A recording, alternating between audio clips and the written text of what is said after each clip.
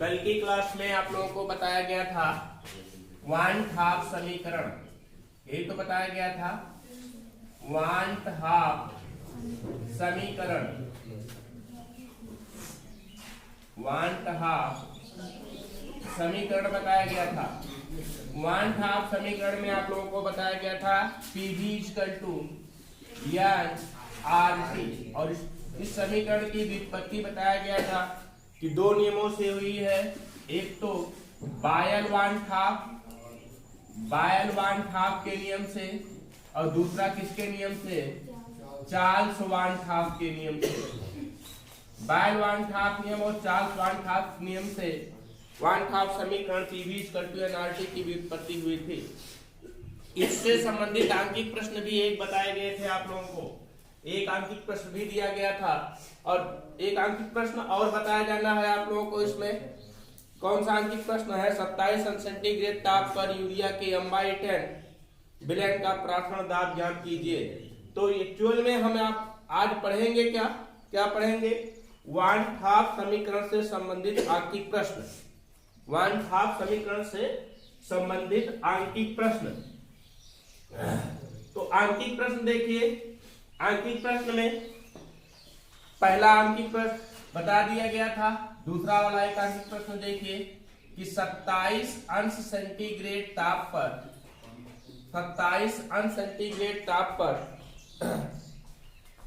Urea के कितना? M/10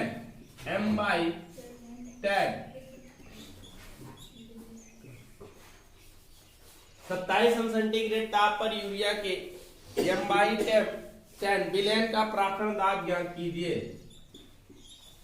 विलयन का क्या ज्ञात करना है?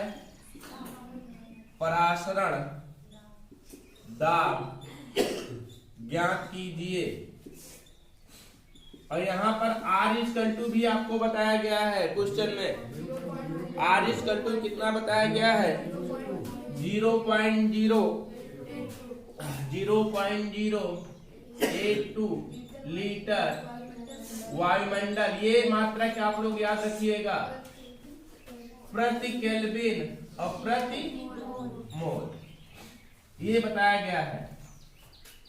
दिया क्या गया है? 27 अंश सेंटीग्रेड टेम्परेचर दिया गया है। विलयन की सांद्रता दी गई है। क्या दी गई है? विलयन की सांद्रता दी गई है। और किस समीकरण का प्रयोग करेंगे हम यहाँ पर? वांट हाफ समीकरण का प्रयोग करेंगे। वांट हाफ हल कर रहे हैं। वांट हाफ समीकरण से हम जानते हैं पीवी इक्वल टू क्या होता है? NRT. PV equal to NRT. इस समीकरण में थोड़ा सा हम चेंज करेंगे। चेंज क्या करेंगे? P = N/V/RT कर लेंगे यहाँ पर। N/V, N मतलब मोलों की संख्या, V मतलब आयतन। ये होता है ना? N मतलब मोलों की संख्या, V मतलब आयतन। इसका मतलब क्या हुआ? मोलों की संख्या बटे आयतन लीटर में बराबर मोलर सांद्रता। हो सकता है कि नहीं? क्योंकि लिखेंगे N/V = C। C बोले तो कंसंट्रेट मतलब की सांद्रता। तो N/V के स्थान पर क्या हो जाएगा? C हो जाएगा। P = CRT। एक समीकरण नया है आपका, P = CRT। अब देखिए सबका मान रखिए। T = कितना? 27 अंश सेंटीग्रेड। 27 अंश सेंटीग्रेड। और इसमें क्या करेंगे हम? 273 ऐड कर लेके इसको बदल देंगे किसमें? केल्विन में। तो हो जाएगा क्या आपका? 300 केल्विन टेम्परेचर हो जाएगा ना। C = कितना है? M/10। M/10 मतलब कि 1/10 M मोलर सांद्रता है। इसकी मोलर सांद्रता है। और R= आपको पता है 0.082 लीटर वायुमंडल प्रति केल्विन और प्रति मोल दिया गया है। और हमें ज्ञात क्या करना है? P = क्वेश्चन मार्क P = हमें मान ज्ञात करना है। मान रख दीजिए P इक्वल टू कितना हो जाएगा, C का मान कितना 1/10। हमने 1/10 कहां से निकाला, ये हमें दिया गया था विलेन की मोलर सांद्रता। अब इस समीकरण में मोलर सांद्रता से संबंधित कोई स्टेप नहीं था, इसलिए हमने इसमें थोड़ा सा चेंज कर लिया। Pb इक्वल टू N/V/RT, और हम जानते हैं N/V का मतलब क्या होता है, मोलों की संख्या बटे आयतन लीटर में, मतलब मोलर सांद्रता। अब मोलर सांद्रता C हमें पता चल गई और C का मान हमें यहाँ पर दिया गया, तो हो जाएगा C equal to 1/10, R equal to 0.082 और T इक्वल टू कितना 300 केल्विन। अब 0 से 0 क्या हो जाएगा, यहाँ पर कट जाएगा और P इक्वल टू कितना हो जाएगा आपका 0, 3 गुना 6 और 8 3 24, और कितने अंक के बाद दशमलव, 1 2 3 1 2 3 अंक के बाद दशमलव। और प्रेशर है, और प्रेशर का मात्रक क्या होता है, वायुमंडल, एटमॉस्फेयर। नोट कर लीजिए, नोट कर लीजिए इसको।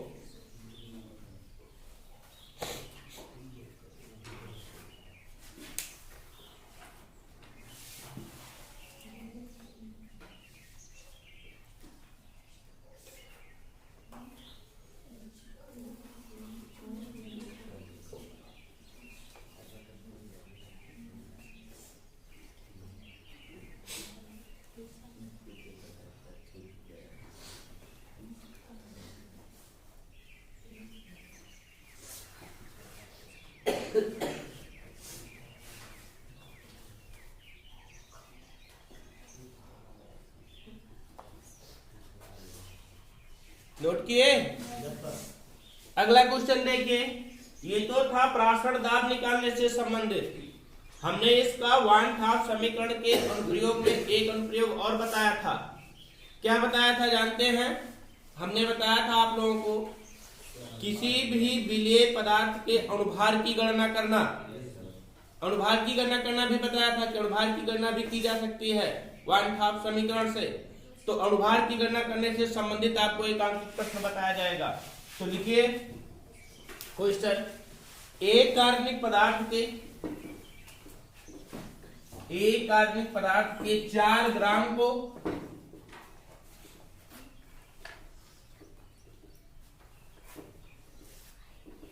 एक कार्बनिक पदार्थ के 4 ग्राम को जल में घोलकर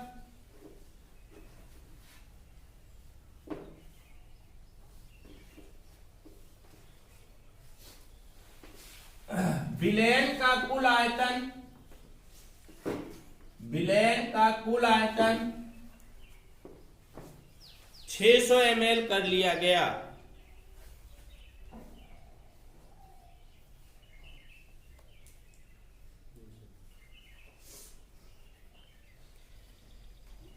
प्राप्त विलयन का प्रासरण दाब 0.82 वायुमंडल 0 सेंटीग्रेड ताप पर है। 0 सेंटीग्रेड ताप पर है।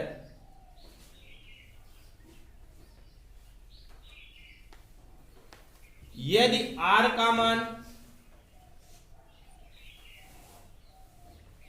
0.082 लीटर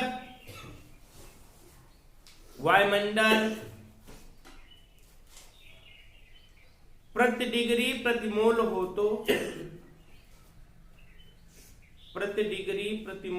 तो विलेय पदार्थ के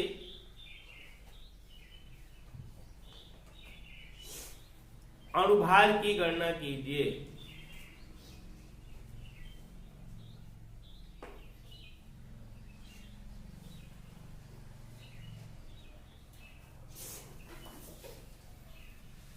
देखिए क्वेश्चन में दिया क्या क्या गया है।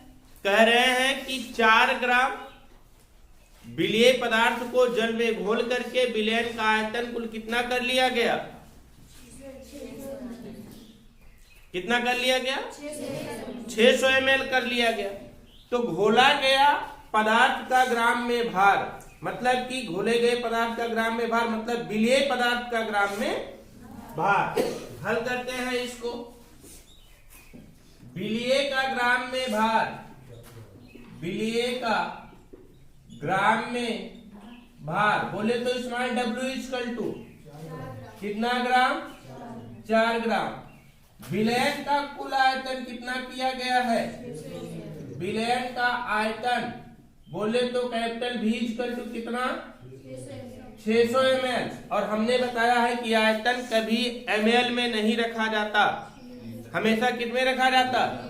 लीटर में रखा जाता। लीटर में रखने के लिए इसको 1000 से हम डिवाइड कर देंगे तो कितना हो जाएगा? 6/10 लीटर, है ना।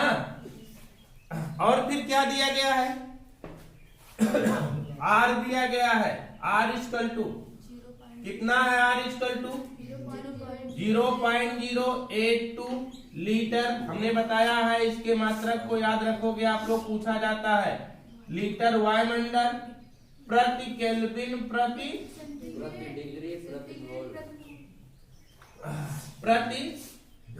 डिग्री प्रति मोल प्रति मोल। T इक्वल टू कितना? 0 सेंटीग्रेड है, जो 0 सेंटीग्रेड है। और अनसेंटीग्रेड को हम केल्विन में परिवर्तित करने के लिए 273 क्या करेंगे? इसमें जोड़ देंगे तो 273 केल्विन ही आएगा आपका, है ना। और P भी दिया है। P का मान दिया है कितना? 0.82 वायुमंडल,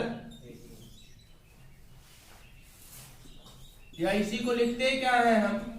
ATM। सारे मान इतने दिए गए हैं। समीकरण लगा देंगे हम कौन सा? P equal to PV equal to NRT। n का कोई स्टेप है ही नहीं क्योंकि हम जानते हैं n इक्वल टू W/m होता है। तो क्या हो जाएगा आपका? PV equal to W/m/RT।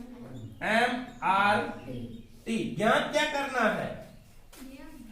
यम ही तो ज्ञात करना है आपको। अणुभार, विलेय का अणुभार ज्ञात करना है ना, दिया गया है क्वेश्चन में लास्ट में। विलेय का अणुभार ज्ञात कीजिए। विलेय का अणुभार ज्ञात करना, स्मॉल m की गणना करनी है ना। सबके मान को रख लीजिए या मत, या क्या करिए यहाँ पर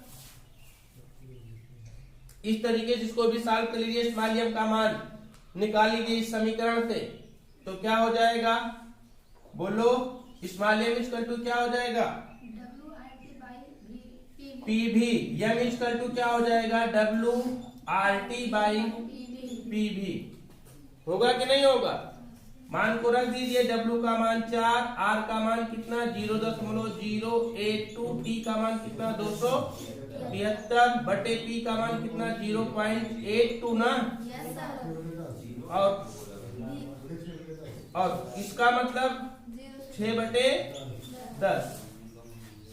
यहाँ 1 दशमलव बढ़ाइए, इसको हटाइए, इसको हटाइए,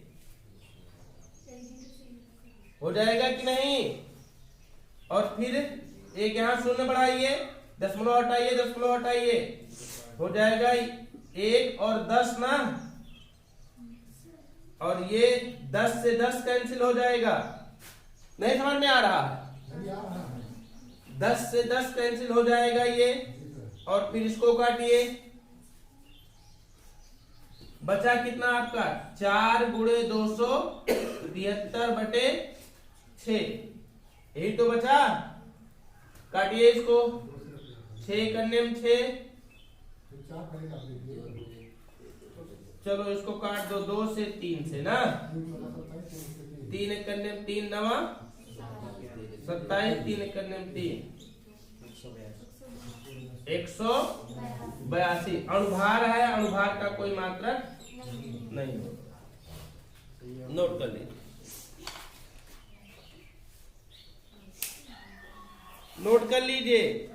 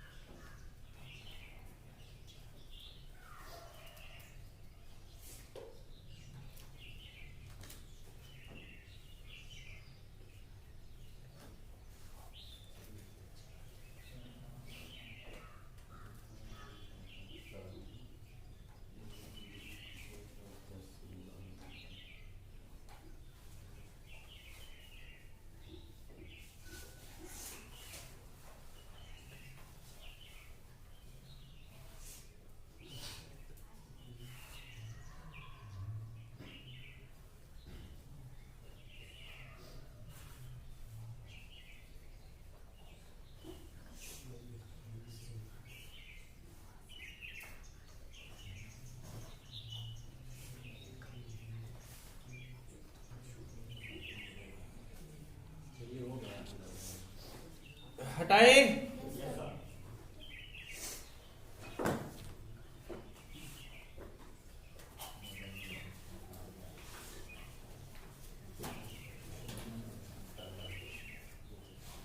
हटाए।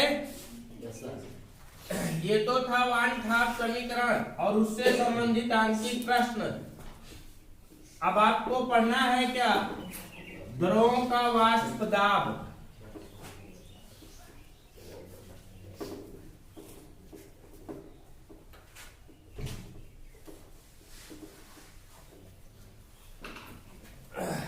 पढ़ना है क्या आपको, द्रवों का वाष्प दाब।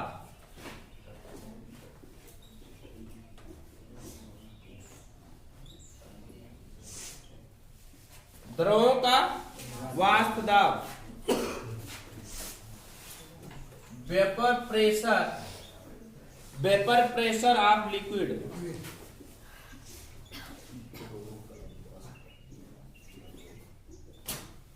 वेपर प्रेशर ऑफ लिक्विड, द्रवों का वाष्प दाब। वाष्प दाब के बारे में समझने के लिए ध्यान से देखिएगा, बहुत आसान सा टॉपिक है।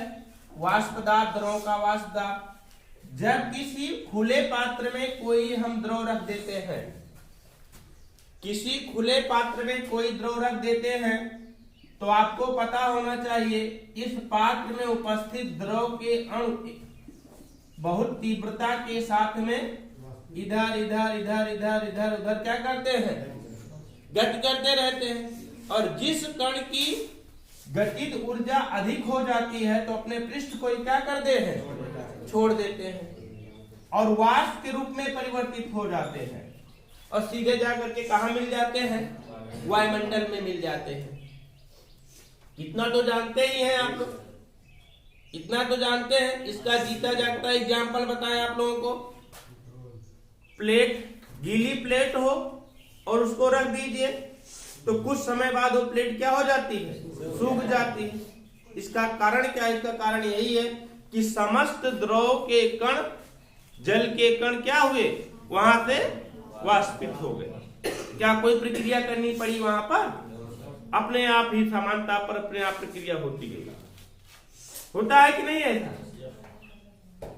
तो कोई भी द्रव के कण होंगे वो अपने पृष्ठ को छोड़ते रहते हैं, छोड़ते रहते हैं, छोड़ते रहते हैं और वायुमंडल में मिलते रहते हैं।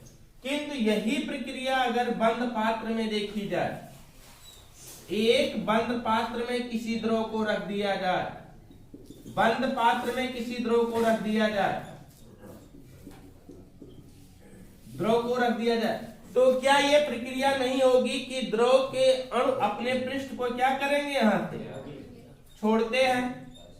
चूंकि ऊपर बंद है इसलिए जा करके यहां पर एकत्रित होते रहते हैं। किसके रूप में एकत्रित होंगे, वाष्प के रूप में, वाष्प के रूप में एकत्रित होते रहते हैं। जब किसी द्रव को किसी बंद पात्र में रखा जाता है तो द्रव के अणु अपने पृष्ठ को छोड़ करके पात्र के ऊपरी भाग में जाकर के क्या होते रहते हैं, एकत्रित होते रहते हैं। एकत्रित होते हैं। लेकिन जब यहां पर क्या हो जाता है, द्रव के वाष्प की मात्रा अधिक हो जाती है तो बूंद के रूप में ये क्या होने लगते हैं, द्रवित होने लगते हैं और नीचे गिरने लगते हैं। प्रारंभ में क्या होता है कि वाष्पन की प्रक्रिया तीव्र होती है। वाष्पन का मतलब क्या, द्रव के अणुओं को अपने पृष्ठ को छोड़ करके वाष्प में बदलने की प्रक्रिया तीव्रता के साथ होती है। लेकिन द्रवण की प्रक्रिया क्या होती है, धीमी गति से होती है, क्योंकि वाष्प की मात्रा कम होती है तो द्रवण की प्रक्रिया धीमी गति से होती है। किंतु जैसे जैसे समय व्यतीत होता जाता है, जैसे जैसे समय व्यतीत होता जाता है, द्रवण की प्रक्रिया तीव्र होती जाती है, द्रवण की प्रक्रिया तीव्र होती जाती है और वाष्पन की प्रक्रिया धीमी होती जाती है। और एक अवस्था ऐसी आती है कि द्रवण और वाष्पन के मध्य साम्य अवस्था स्थापित हो जाती है। क्या होता है, द्रवण और वाष्पन के मध्य क्या हो जाती है, साम्य अवस्था स्थापित हो जाती है। मतलब कि जितनी तेजी से द्रव के अणु अपने पृष्ठ को छोड़ करके वाष्प में परिवर्तित होते रहते हैं, उतनी ही तेजी से वाष्प के अणु द्रव में परिवर्तित होते रहते हैं और इसी द्रव में बूंद बूंद के रूप में गिरते रहते हैं। समझ पा रहे हैं ना? तो मतलब वाष्पन और द्रवण के मध्य साम्यावस्था स्थापित हो जाती है और इस साम्यावस्था पर वाष्प के द्वारा द्रव के ऊपर लगाया गया दाब, इस वाष्प के द्वारा द्रव के ऊपर जो दाब लगता है उसी दाब को क्या कहते हैं, हम क्या कहते हैं बेटा, वाष्प दाब कहते हैं। क्या कहते हैं, वाष्प दाब कहते हैं। अब समझ गए ना, समझ गए कि नहीं? अब हम इसको एक सरल तरीके से बताते हैं, छोटे शब्दों, बहुत कम शब्दों में, कि जब किसी द्रव को किसी बंद पात्र में रखा जाता है तो द्रव के अणु अपने पृष्ठ को छोड़ करके बंद पात्र के ऊपरी भाग में वाष्प के रूप में एकत्रित होते रहते हैं। प्रारंभ में वाष्पन की प्रक्रिया तीव्र होती है, किंतु जैसे जैसे यहाँ पर वाष्प की मात्रा बढ़ती जाती है द्रवण होने लगता है और द्रवण की प्रक्रिया तीव्र होने लगती है। और एक अवस्था ऐसी आती है वाष्पन और द्रवण का वेग आपस में बराबर हो जाता है, अर्थात द्रवण और वाष्पन का वेग आपस में बराबर हो जाता है, अर्थात द्रवण और वाष्पन के मध्य क्या स्थापित हो जाती है, साम्य अवस्था स्थापित हो जाती है। और इस साम्य अवस्था पर इस वाष्प के द्वारा द्रव के ऊपर जो दाब लगाया जाता है, वाष्प के द्वारा द्रव के ऊपर जो दाब लगाया जाता है, वही लगाया गया दाब उस द्रव का क्या कहलाता है, क्या कहलाता है, वाष्प दाब। अब समझ गए कि नहीं, वाष्प दाब समझ गए ना? तो लिखिए, जब किसी द्रव को किसी बंद पात्र में रखा जाता है तो जब किसी द्रव को किसी बंद पात्र में रखा जाता है तो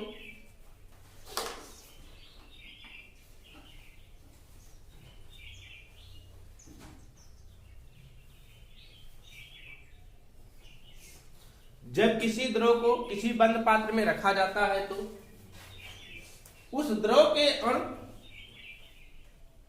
अपने पृष्ठ को छोड़कर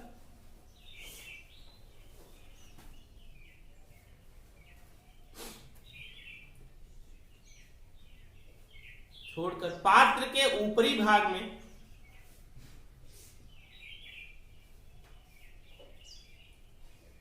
वाष्प के रूप में एकत्रित होते रहते हैं।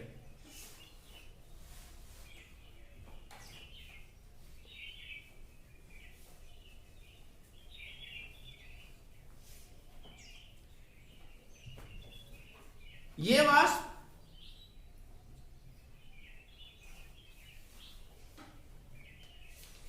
द्रवित होकर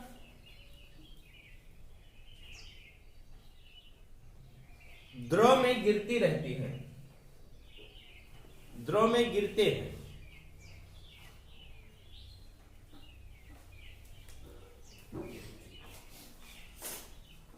प्रारंभ में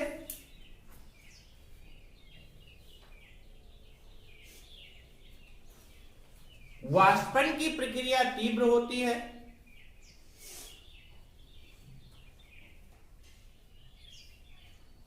और द्रवण की प्रक्रिया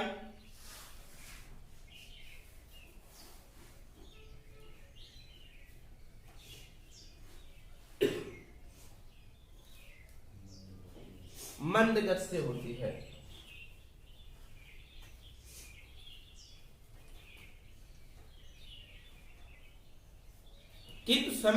होने के साथ साथ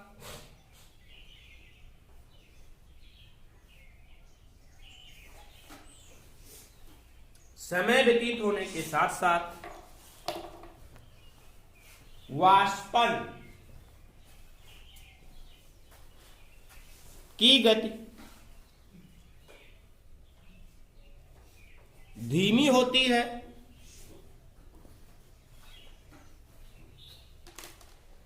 और द्रवण की गति क्या होती है? तीव्र होती है।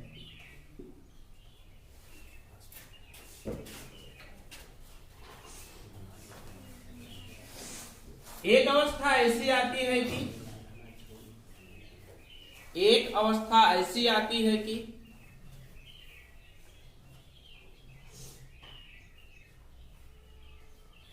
वाष्पन और द्रवण का वेग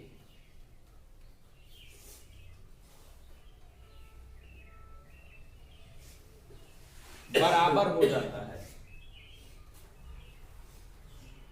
वाष्पन और द्रवण का वेग बराबर हो जाता है, अर्थात वाष्पन और द्रवण के मध्य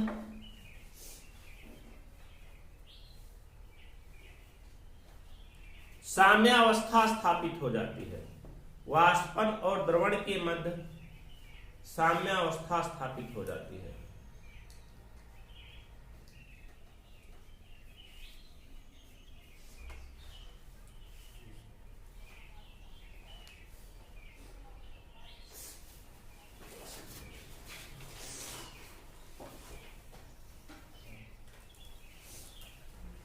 इस समय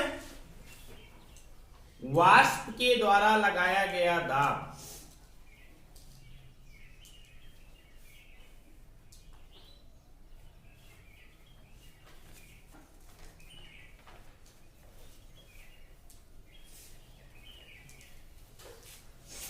द्रव का वाष्प दाब कहलाता है।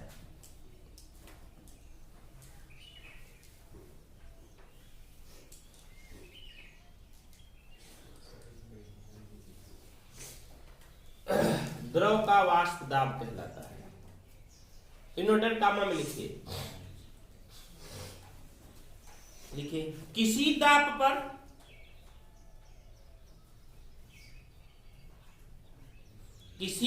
पर द्रव और उसकी वाष्प के मध्य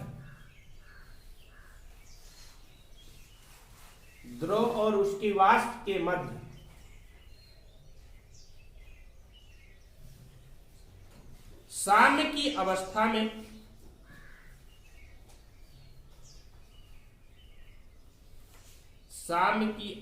में वाष्प का दाब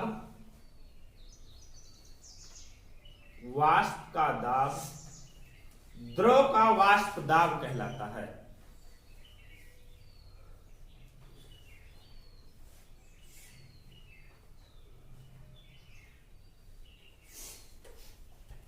द्रव का वाष्प दाब कहलाता है।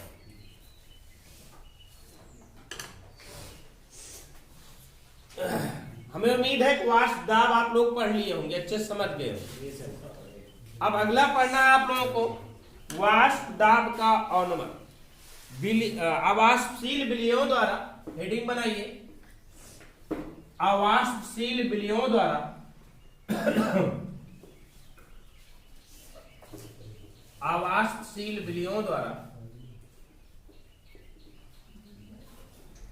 वाष्प दाब का अवनमन।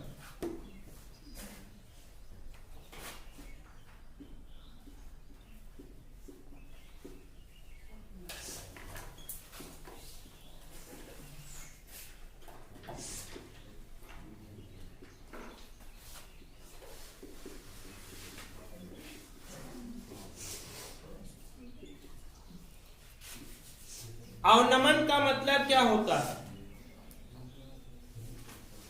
कम होना है ना। तो देखिए, अवाष्पशील विलय मतलब क्या होता है? जब किसी शुद्ध विलायक में कोई अवाष्पशील विलेय पदार्थ घोल दिया जाता है तो उसके वाष्प दाब में हुई कमी उसका क्या कहलाता है? वाष्प दाब का अवनमन कहलाता है। देखिए, मान लीजिए एक शुद्ध विलायक आपका जल है। शुद्ध विलायक क्या है? आपका जल है, और इसका वाष्प दाब मान लीजिए कुछ है। मान लीजिए इसका वाष्प दाब है, हम मान रहे, मान लीजिए इसका वाष्प दाब है 2 atm। शुद्ध जल का वाष्प दाब है 2 atm, लेकिन अब इसमें घोल दिया गया किसको? ग्लूकोज को घोला गया। अवाष्पशील विलेय पदार्थ ग्लूकोज को C6H12O6 को घोला गया, और इसका वाष्प दाब अब हो गया, घोला गया मतलब अब क्या बन गया? ये विलेन बन गया ना। क्या बन गया? ये विलेन बन गया। अब इस विलेन का वाष्प दाब हो गया, इस विलेन का वाष्प दाब हो गया कितना? इस विलेन का वाष्प दाब हो गया 1.5 atm। मतलब कितने की कमी हुई? 0.5 की क्या हुई? कमी हुई। यही हुई कमी क्या कहलाता है? वाष्प दाब का अवनमन कहलाता है। क्या कहलाता है? वाष्प दाब का अवनमन कहलाता है। मतलब कि जब किसी शुद्ध विलायक में कोई अवाष्पशील विलेय पदार्थ को घोल देने पर उसके वाष्प दाब में हुई कमी क्या कहलाता है? वाष्प दाब का अवनमन कहलाता है। मान लीजिए, माना एक शुद्ध विलायक है और उसका वाष्प दाब P0 है। माना एक शुद्ध विलायक है, माना एक शुद्ध विलायक का वाष्प दाब कितना है? P0 है, और इस शुद्ध विलायक में कोई अवाष्पशील विलेय पदार्थ को घोल दिया गया तो अब क्या बन गया? विलेन। तो लिखेंगे अवाष्पशील विलेय पदार्थ को घोलने पर, अवाष्पशील विलेय पदार्थ को घोलने पर बने विलेन का वाष्प दाब PS है। क्या हो गया? PS। शुद्ध विलायक का वाष्प दाब P0, कोई अवाष्पशील विलेय पदार्थ को घोल देने पर उसका वाष्प दाब कितना हो जाए? PS हो जाए। तो वाष्प दाब का अवनमन क्या हो जाएगा? वाष्प दाब का अवनमन P0 माइनस PS होगा। समझ पा रहे ना? हमने यही बताया था कि जब किसी शुद्ध विलायक में कोई अवाष्पशील विलेय पदार्थ घोल दिया जाता है, अवाष्पशील विलेय पदार्थ को घोलने पर उसके वाष्प दाब में क्या हो जाती है? कमी हो जाती है। यही वाष्प दाब में हुई कमी क्या कहलाता है? वाष्प दाब का अवनमन कहलाता है। और यदि किसी शुद्ध विलायक का वाष्प दाब P0, मतलब कोई अवाष्पशील विलेय पदार्थ घोला नहीं गया है तो उसका वाष्प दाब P0, और किसी अवाष्पशील विलेय पदार्थ को घोल देने पर उसका वाष्प दाब कितना हो जाता है? PS हो जाता है। उसका वाष्प दाब कितना हो जाता है? PS हो जाता है। तो वाष्प दाब का अवनमन क्या हो जाएगा? P0 minus PS। और फिर यहीं पर देखिए, वाष्प दाब का अपेक्षिक अवनमन बराबर क्या हो जाएगा? वाष्प दाब का आपेक्षिक अवनमन बराबर क्या हो जाएगा? आपेक्षिक अवनमन बराबर क्या हो जाएगा? P0 minus PS by P0। P0 minus PS by P0 होता है। समझ गया वाष्प दाब का अवनमन ना? हमने बताया था अवनमन का मतलब होता है क्या? डिक्रीज होना, मतलब कम होना। जब किसी शुद्ध विलायक में कोई अवाष्पशील विलेय पदार्थ घोल दिया जाता है तो उसके वाष्प दाब में हुई कमी वाष्प दाब का अवनमन कहलाता है। समझ गए ना? तो लिखिए, जब किसी शुद्ध विलायक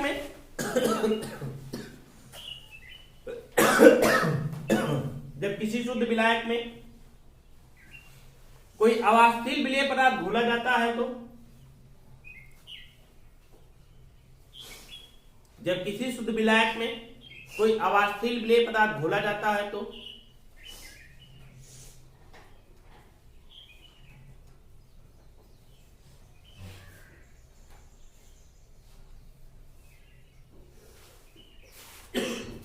अवाष्पशील विलेय पदार्थ घोला जाता है तो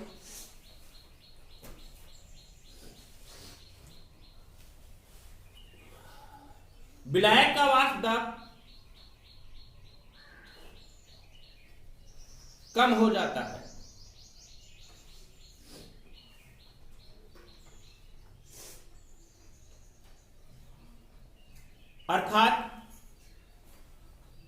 अर्थात विलायक का वाष्प दाब या चलिए ठीक है, अर्थात विलायक का वाष्प दाब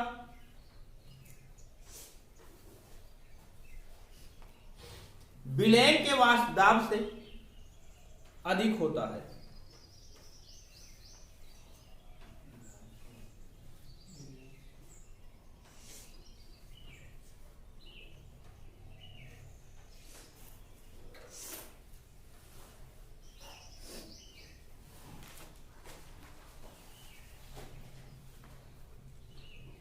लिखिए, यदि किसी शुद्ध विलायक का वाष्प दाब P0, यदि किसी शुद्ध विलायक का वाष्प दाब P0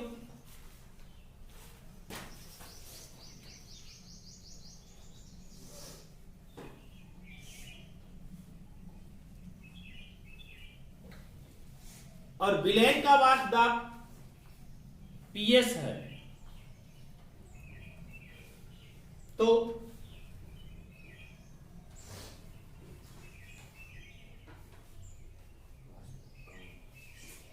PS है तो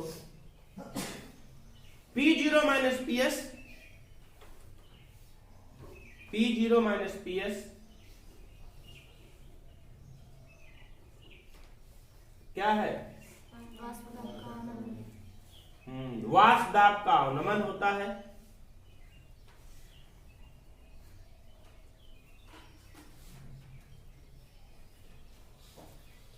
और P0 minus PS by P0, P0 minus PS by P0 क्या होता है? वाष्प दाब का अपेक्षित अवनमन कहलाता है। वाष्प दाब का अपेक्षित अवनमन कहलाता है।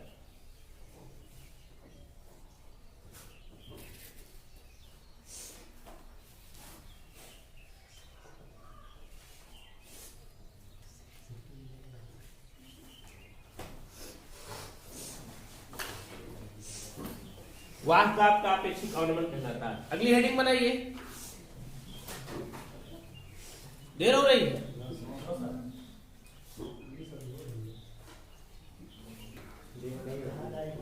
अगली हेडिंग बनाइए, राउल्ट का नियम। राउल्ट का नियम,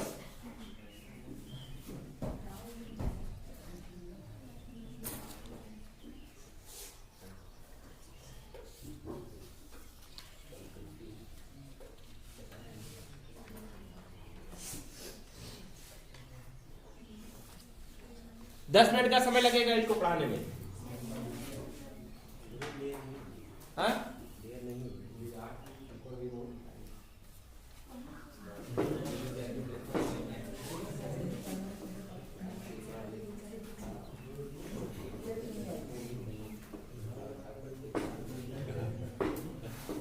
चलिए, राउल्ट्स लॉ, राउल्ट का नियम।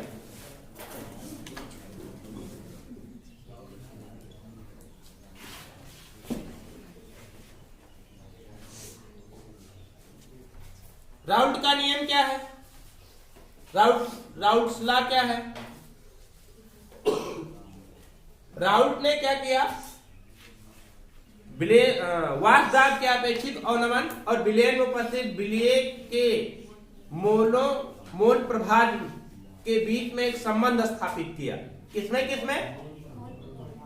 विलयन में उपस्थित विलेय के मोल प्रभाज और वाष्प दाब के अपेक्षित अवनमन में एक संबंध स्थापित किया। अपना एक प्रयोग किया, प्रयोग करने के बाद एक संबंध स्थापित किया, और जो संबंध है था क्या, आपको पता होना चाहिए ये क्या होता है, n by small N, small N by small N plus capital N क्या होता है, विलेय का मोल प्रभाज है ना, ये विलेय का मोल प्रभाज है। और फिर देखिए P0 minus PS by P0, ये क्या होता है, वाष्प दाब का अपेक्षित अवनमन होता है। ये दोनों आपस में बराबर होता है, इसे क्या कहते हैं हम, राउल्ट का नियम कहते हैं। तो राउल्ट का नियम क्या है, राउल्ट का नियम क्या होता है, वाष्प दाब का अपेक्षिक अवनमन, वाष्प दाब का आपेक्षिक अवनमन विलयन में उपस्थित विलेय के मोल प्रभाज के बराबर होता है। वाष्प दाब का अपेक्षिक अवनमन विलय में उपस्थित विलेय पदार्थों के मोल प्रभाज के बराबर। समझ गए ना, इसे क्या कहते हैं हम, राउल्ट का नियम कहते हैं। तो लिखिए राउल्ट नियम, राउल्ट्स लॉ लिखे, इन्वर्टेड कामा में लिखे, इन्वर्टेड कामा में लिखे, वाष्प दाब का अपेक्षिक अवनमन, वाष्प दाब का अपेक्षिक अवनमन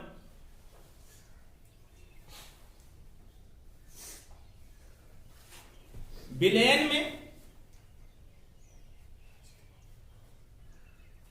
विलेय के मोल प्रभाज के बराबर होता है। वाष्प दाब का अपेक्षिक अवनमन विलयन में उपस्थित विलेय के मोल प्रभाज के बराबर होता है।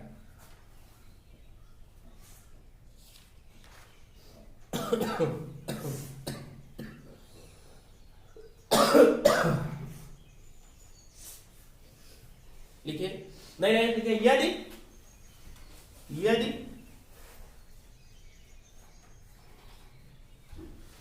शुद्ध विलायक का वाष्प दाब P0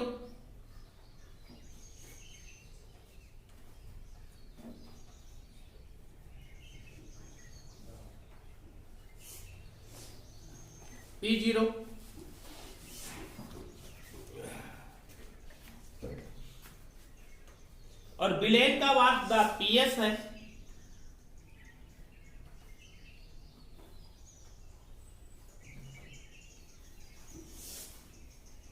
तथा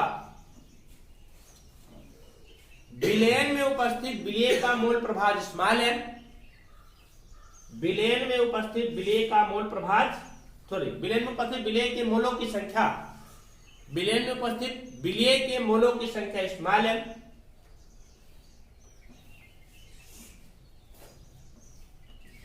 तथा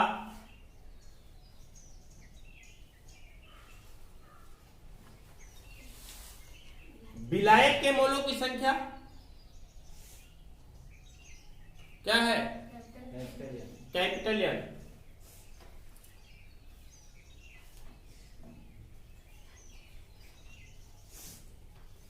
है। तो राउल्ट के नियमानुसार, राउल्ट के नियमानुसार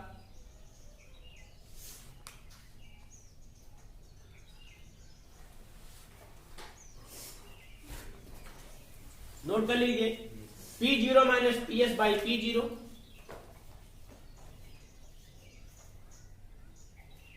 equal to small N by small N plus capital N, small N by small N plus capital N. अगली हेडिंग बनाइए,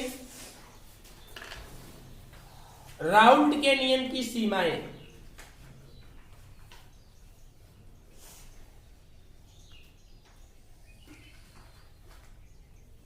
राउल्ट के नियम की सीमाएं,